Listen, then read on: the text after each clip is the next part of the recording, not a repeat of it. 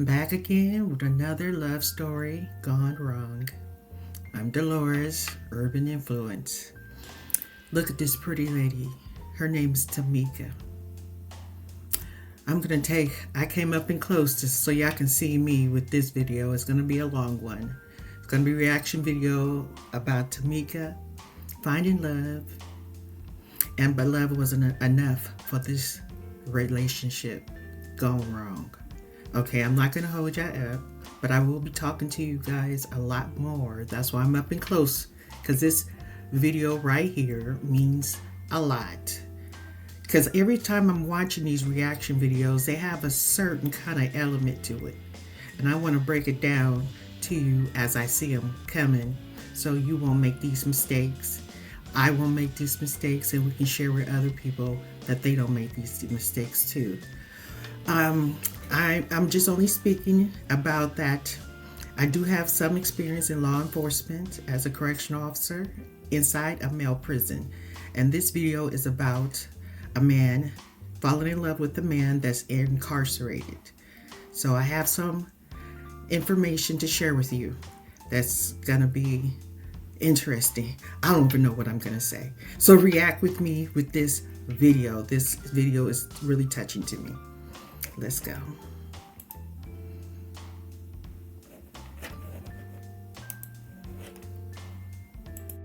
Behind the facade of a picture-perfect life lies a story of ambition, love, and a desperate search for happiness that took a tragic turn. When a strong-willed woman falls for a man with a dark past, their whirlwind romance becomes a cautionary tale of passion, control, and the dangerous consequences of ignoring red flags. What started as a hopeful journey toward redemption ended in a chilling tragedy that left a family shattered and a community searching for answers. In 2019, Tamika Robinson's life appeared to exemplify the American dream in Jackson, Mississippi. Born and raised in South Jackson, Tamika grew up in a working-class family, watching her single mother juggle multiple jobs to provide for 3 children. This early example of perseverance would later shape her own approach to life's challenges. By 2019, Tamika had achieved what many would consider remarkable success.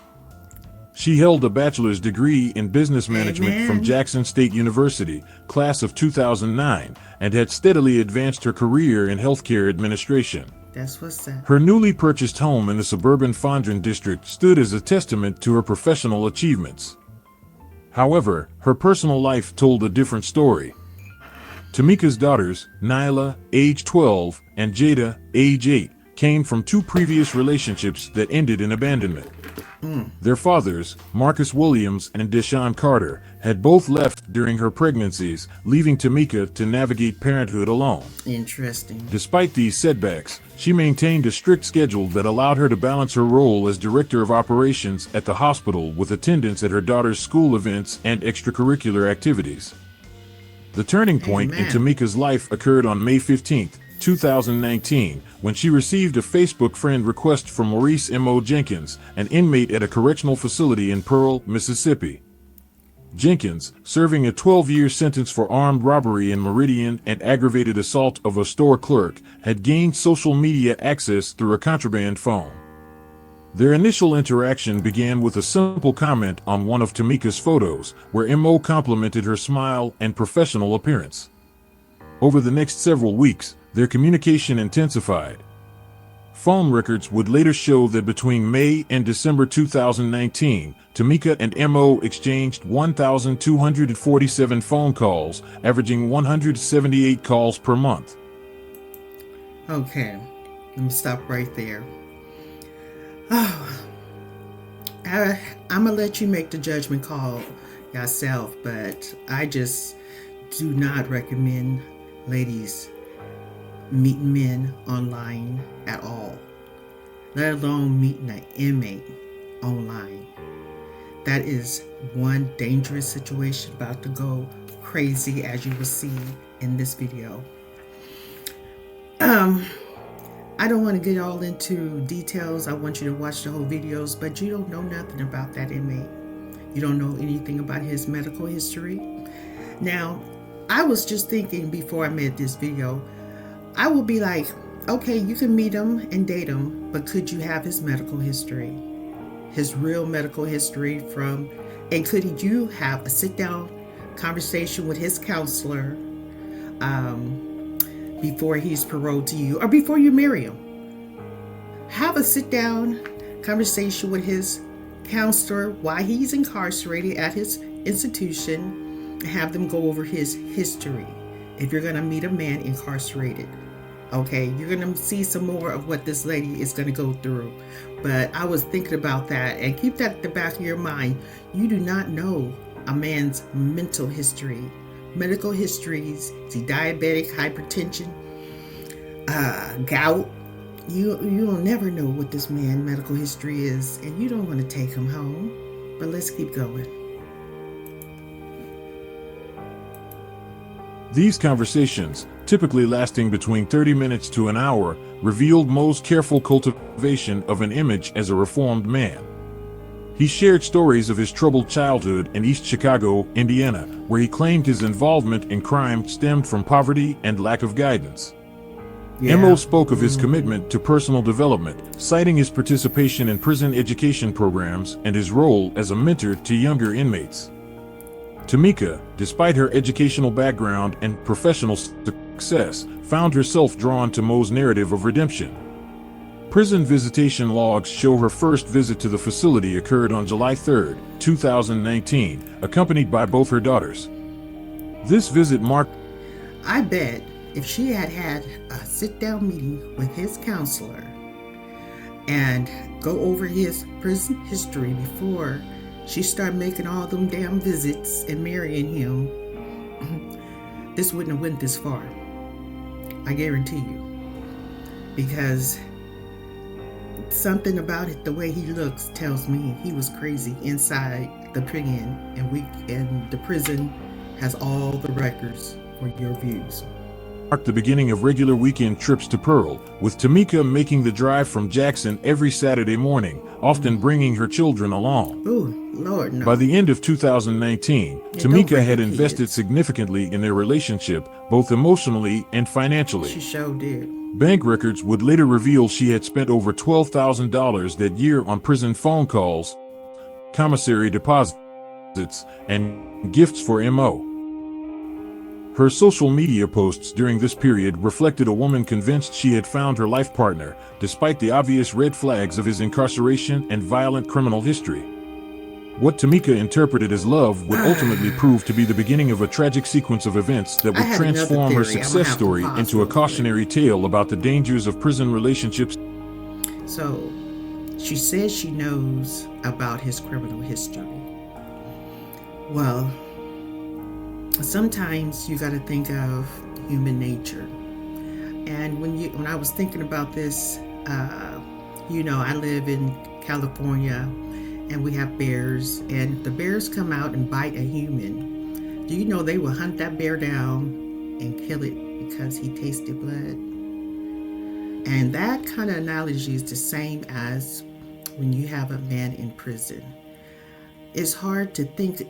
It's really easy to figure out who he is. Just think of the crimes he's committing. It takes a lot of planning to commit burglaries, robberies.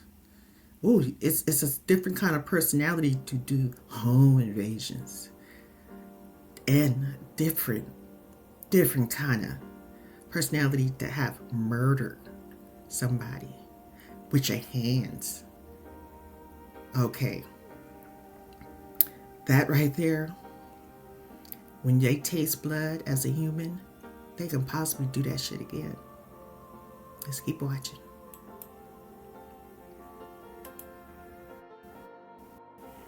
And ignored warning signs. The local community would later recall how Tamika's personality began to shift during this period. Co-workers noticed her increasing preoccupation with her phone, often spending lunch breaks in her office speaking with Mo. Her oldest daughter Nyla's teachers reported a decline in the child's academic performance, coinciding with the introduction of Mo into their lives. Yet Tamika remained convinced that her relationship with Mo represented a fresh start for her family, dismissing concerns from friends and family about the wisdom of pursuing a relationship with an incarcerated man with a violent history. The progression of Tamika Robinson's relationship with Maurice M.O. Jenkins through late 2019 and early 2020 demonstrated an increasing emotional investment that concerned those closest to her. Prison records show that between September 2019 and January 2020, Tamika visited M.O. 47 times, often bringing her daughters Nyla and Jada along. Horrible. These frequent visits, combined with daily phone calls, created what prison psychiatrists would later identify as a heightened state of emotional dependency. Mo's first proposal came during a Christmas visit in 2019, though it was informal, lacking a ring or traditional gesture. The second proposal occurred on January 28, 2020, when M.O. arranged for another inmate's visiting family member to deliver a cubic zirconia ring to Tamika during visitation hours. Despite the unorthodox circumstances, Tamika accepted immediately, later describing the moment on social media as perfectly imperfect. Now, I've experienced a few of these situations where inmates go get married, and I'm always happy for them. It's just these ones, this one like this horrible case where I'm just gonna say it, he ain't nothing but a tricker bitch. He tricked this bitch, okay? That's what I call him. When I worked in prison, motherfucker acts one way in prison, come out and act a whole different way, and he tricked her. That's the only way I can say it. It's tricker bitch. If you want to know more about the tricker bitch, keep listening. I'll probably say more. I'm sorry. Let's keep going. The wedding took place on Valentine's Day 2020 in the prison's visitation room. Tamika wore a white dress purchased from a local boutique, while M.O. remained in his prison uniform. The ceremony was officiated by a local minister who regularly provided services at the facility. In attendance were Tamika's daughters, 3 of Mo's fellow inmates who had become his friends during incarceration, and 2 correctional officers as required by prison protocol. Following the wedding, Tamika's social media presence transformed into a chronicle of what she portrayed as an unconventional but beautiful love story. She posted weekly updates about their phone calls, shared photos from visits, and counted down the days until Mo's release. Her Facebook feed became filled with quotes about loyalty, love conquering all, and supporting incarcerated spouses. However, these posts masked troubling developments in their relationship. Prison phone recordings from March through June 2020 revealed early signs of Mo's controlling behavior. He frequently questioned Tamika about her whereabouts, demanded details about her work interactions with male colleagues, and expressed jealousy over her social media activities.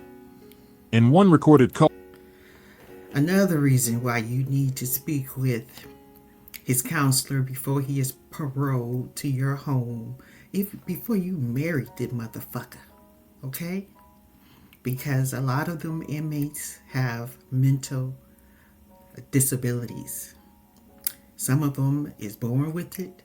Some of them occurred with all their drug abuse, accidents, running from the police, crashing into walls, and they have a mental development. Okay, I forgot what it's called, DD, and the other one is EOP. Some is born with it and they mask it well. The EOP ones is the real interesting ones because they mask it well. All of them mask it well. And then the bipolar to the 5th degree. I don't know what degrees they're on bipolar, but I'm sure they're on the 5th degree. And they be on heavy medications while they're incarcerated. Soon as they leave prison, they stop taking their meds. They stop taking their medication. And then they have the withdrawals. And while they're in prison, they took their meds and they probably took a little drugs. But when they're out, no meds and it's all drugs. So that bipolar to the 5th power is bipolar to the 10th power. So that is the reason why you do not marry a man out of prison if you cannot see his medical records, his whole history, so you can make the evaluation. Do you want to marry a man that creeped into somebody's house while they were sleeping? Let's keep watching. Call from April 2020, Mo berated Tamika for 45 minutes after she posted a photo of herself at a work function where male colleagues were present. Tamika's financial records during this period showed increasing strain. Beyond the regular costs of maintaining a prison relationship, Mo began making demands for specific commissary items and additional money for prison services. By August 2020, Tamika had taken out a personal loan to cover these expenses while maintaining her household bills and children's needs. Much. The impact on Tamika's daughters became increasingly evident. Gotta be capped. School records show Nyla's grades continued to decline, while Jada began showing signs of behavioral issues, particularly after prison visits. The teachers noted both girls appeared stressed and preoccupied, often speaking about their new stepfather and his eventual release from prison. As Mo's release date approached in late 2021, Tamika's preparation for his homecoming became all-consuming. She spent thousands renovating her home, purchased new furniture, and built what she called a welcome home wardrobe for Mo. Her social media posts from this period focused heavily on their future together, often using hashtags like #PrisonWife and #LoveWins. On October 1st, 2021, Mo was released after serving 12 years of his sentence. Tamika arranged an elaborate homecoming, renting a luxury car for his prison pickup and hosting a welcome party at her home. Photos from that day show Tamika beaming beside Mo, who appeared reserved and uncomfortable with the attention.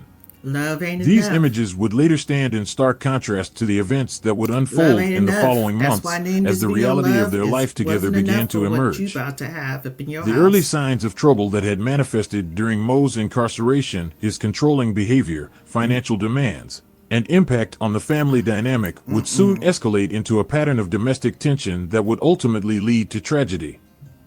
The initial weeks following Maurice M.O. Jenkins' release from prison in October 2021 revealed the challenges of integrating a formerly incarcerated individual back into society. M.O. struggled with basic aspects of modern life, from using smartphones to navigating public spaces. His frustration with these adjustments manifested in increasingly aggressive behavior within the home. By November 2021, patterns of controlling behavior emerged. Pretty girls. Mo insisted on accompanying Tamika to work, waiting in the parking lot throughout her shifts. He demanded access to her phone and social media accounts, frequently monitoring her communications. When Tamika's co-workers expressed concern, she defended his actions as temporary adjustment difficulties, explaining that 12 years of incarceration had affected his ability to trust. The situation deteriorated further when Mo struggled to find employment. His criminal record limited his job prospects, leading to increased tension in the household. Financial records show Tamika's savings rapidly depleting as she supported both Mo and her daughters. By January 2022, she had exhausted. I'm gonna say, and your grocery bill gonna go up, your PG&E gonna go up, your healthcare bill gonna go up. Take it on a whole man into your house and he middle-aged, old-ass motherfucker. Oh, how? Don't give him that. Don't give him that. Don't give him that part of you, please. Look at this shit. Her emergency fund and begun accumulating credit card debt. Mo's relationship with Tamika's daughters, Nyla and Jada, grew strained. School records indicate both girls began missing classes.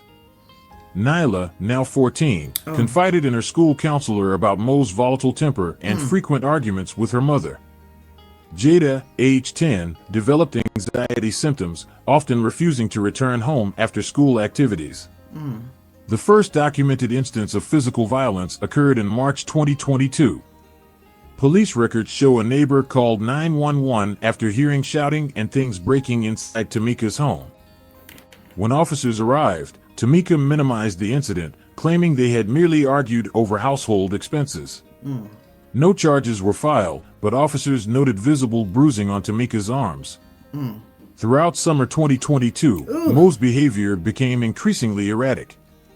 He began drinking heavily, often starting in the early afternoon. And mixing alcohol. Surveillance footage from local stores showed him purchasing alcohol almost daily. Tamika's work performance suffered as she frequently called in sick or arrived late, often with visible signs of distress. The situation reached a critical point on December 12, 2022.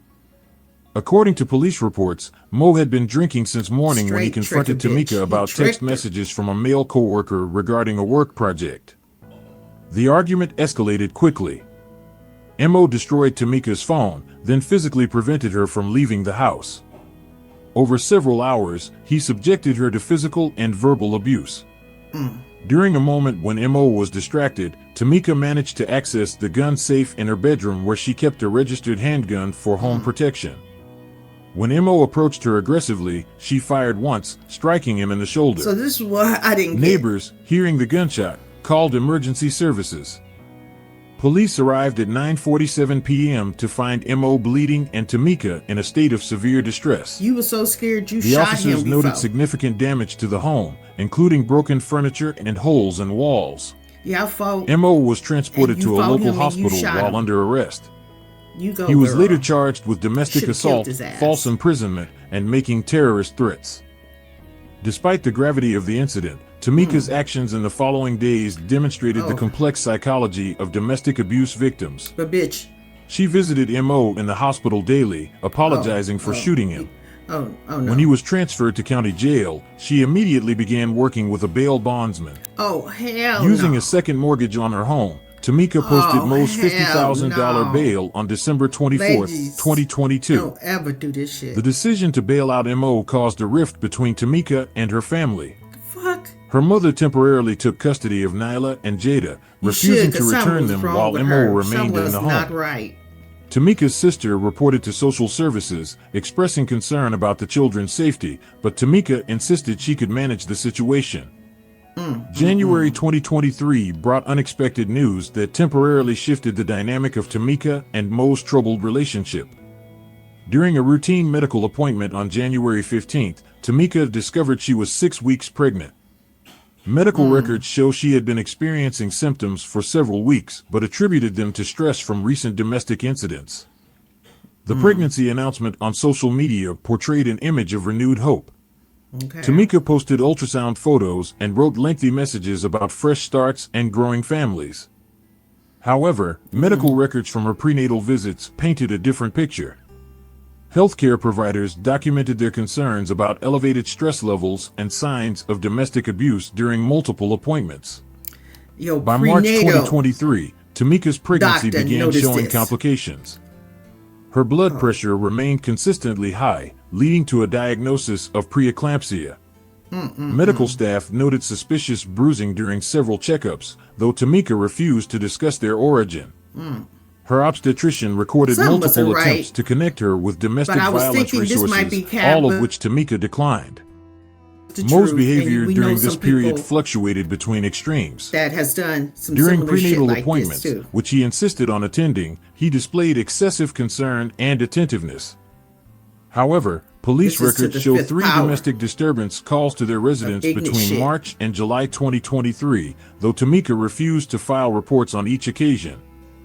The situation with Tamika's older daughters remained tense. Nyla and Jada continued living with their grandmother, visiting their mother only during supervised daytime hours. They should. Something's wrong. School records show both girls' academic performance improved during this separation, though counseling notes indicate ongoing emotional trauma from their previous experiences in the home. On August 3, 2023, at 29 weeks gestation, Tamika was rushed to the hospital with severe preeclampsia. Emergency cesarean section records indicate both mother and baby were in distress during delivery. Kamari Jenkins was born weighing 2 pounds, 4 ounces, requiring immediate intensive care intervention. The following weeks in the neonatal intensive care unit created additional strain on the already fragile relationship. Mo frequently argued with medical staff, questioning their care decisions and demanding special visiting privileges outside standard hours. Security was called to the unit twice due to his aggressive behavior toward nurses. Tamika spent every possible moment at the hospital with Kamari, documenting each small victory on social media. Her posts portrayed Mo as a devoted father, though hospital staff noted he visited infrequently and often appeared agitated when present. During this period, Tamika's work granted her extended medical leave, creating additional financial pressure on the household. Kamari's development in the NICU progressed slowly but steadily. Something ain't right. By early September, she had reached 4 pounds and showed improved respiratory function. On September 12, 2023, after 40 days in intensive care, Kamari was deemed stable enough for discharge. Hospital social workers noted their concerns about sending the infant home, given the family's history of domestic violence, but lacked grounds for intervention. The homecoming initially seemed promising. Tamika converted their spare bedroom into an elaborately decorated nursery, complete with medical monitoring equipment required for Kamari's ongoing care. Her social media posts showed carefully staged family photos, presenting an image of domestic harmony that masked growing tensions. However, the demands of caring for a medically fragile infant quickly escalated existing problems. Mo's frustration with Kamari's frequent medical appointments and constant crying led to increasing verbal abuse. Neighbors reported hearing more frequent arguments, often late at night when the baby was unsettled. By early October 2023, Tamika's mother and sister had renewed their efforts to convince her to leave Mo. They expressed particular concern about Kamari's safety, noting Mo's increasing aggression and regular alcohol consumption. Text messages from this period show Tamika acknowledging the danger but insisting she could manage the situation for the sake of keeping her family together. The events of October 7, 2023, began as a typical Tuesday. Security footage from Tamika's workplace showed her leaving at 5:15 p.m., stopping briefly at a pharmacy to collect Kamari's prescriptions. At 5:47 p.m., she arrived home where Mo had been caring for their 2-month-old daughter.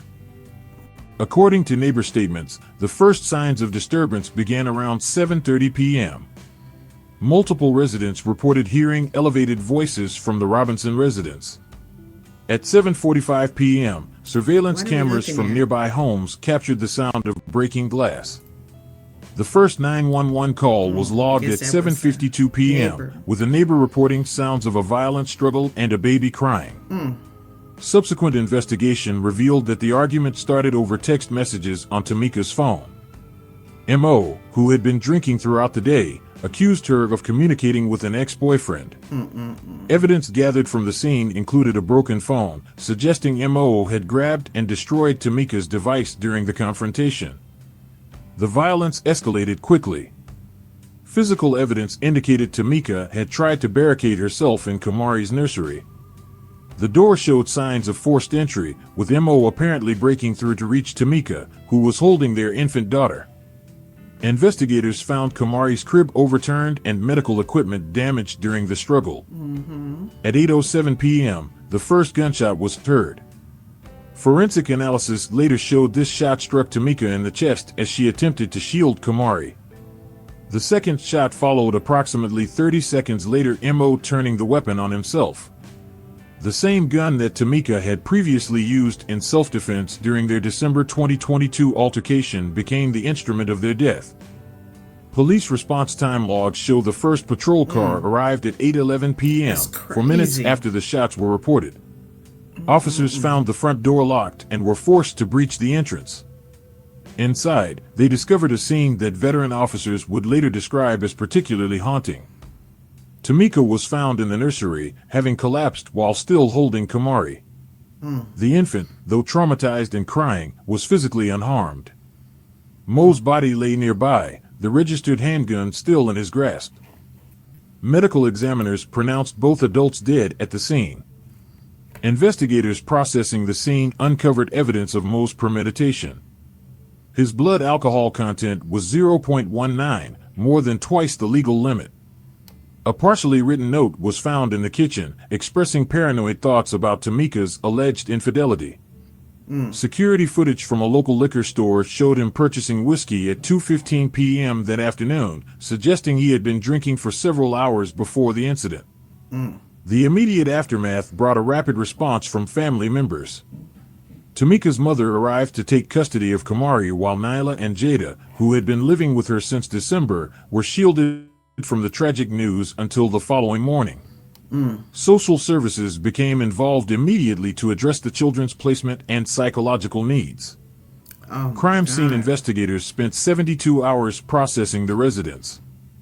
They documented extensive evidence of the struggle, including overturned furniture, broken personal items, This and video don't multiple show a impact lot of marks on picture, but the walls. story Blood is spatter analysis true. confirmed the sequence And of plus we events, know people supporting the like this. conclusion of murder-suicide. So they're just The local protecting a Victims lot of the Advocate Office victim. later compiled a detailed timeline of missed intervention opportunities. In the 2 years since Tamika's marriage to M.O., law enforcement had responded to 11 domestic disturbance calls at their address. That's too much. Hospital records showed 6 emergency room visits where Tamika had sought treatment for suspicious injuries. 3 different domestic violence organizations had attempted to reach out to her following referrals from concerned healthcare providers. You can't help them. The tragedy drew attention to the escalating nature of domestic violence and the challenges faced by victims attempting to leave dangerous relationships. What began as a romance nurtured through prison correspondence had evolved into a cautionary tale about the risks of ignoring red flags in relationships, particularly. Okay, I'm going to stop right there because they're going to keep talking about that. Look, I think sometimes, yeah, it can work out if you meet somebody in prison and y'all fall in love. I believe that love and y'all can go on and live your happy life. But if you want to be smart about it, if you're going to be online and you're going to meet somebody in prison and you want to date him, do your research. Look up his name for real, for real. Probably look it up on the web. Look it up. So a lot of it is probably open to the public. Be real with yourself. And ladies, you know, when I was working in prison, there were certain jobs I didn't want to do, you know, because I didn't want to know. How can you know that you're sleeping with a home invader? He didn't live there. Why he up in the house? Why you in somebody's house? Running and kicking in the door. Or a bank robber. You planned that shit. You sat back and chilled and waited on that shit. That right there, you're sleeping with him. And I just was working with them, and I did not want to know certain jobs because certain jobs that told me exactly who they was, I didn't want to do. So as far as I'm concerned, all of them was criminals to me. But if I had a job, and I had a few, just 1 or 2 that told me over my career exactly who I was dealing with, and those was the most stressful jobs that I've ever had, because I am now standing in front of the home invader, the killer, and reading their charges. But I can't imagine taking them home and laying next to them. Ladies, be careful. And I was thinking about this part too, about what can you do as a domestic survivor? What can we learn from this? I'm going to say this as I do many other reaction videos. As long as God has given you the strength with the 2 legs you got, the 2 legs you got 2 legs. You might not have both arms, but if you got 2 legs, get up and walk out. Just walk out. I don't give a fuck. Walk out and don't turn around. Walk out and keep walking. And what I'm noticing in some of these reaction videos, I am no expert, is that we stay for the comfort. We stay because we don't want to go outside and it's cold or it's hot or we don't know where we're going. I just know that I'll be free. Just think about a slave running away. I don't give a fuck about what I'm leaving behind. I'm free. I'll go sit up in the park, hang with the homeless for a while. I'll be down, but put your 2 feet shoes on and get the walking. Just walk out the door with what you can. As long as you got them 2 feet. Now, if you are still in the house and you're getting your eyes beat on, but you have opportunities to walk your 2 feet out, I know you got a lot more to deal with. But please take my advice. Just take your 2 feet and walk out, because these niggas nowadays is killing bitches with guns, knives, just killing us for no reason. They don't even fight us no more. Not a bitch slap, not nothing. They straight up just killing us. And they trying to find a reason to kill us. Don't give a motherfucker a reason. Oh, he finally get to use his motherfucking gun and he want to use it on you. Bitch.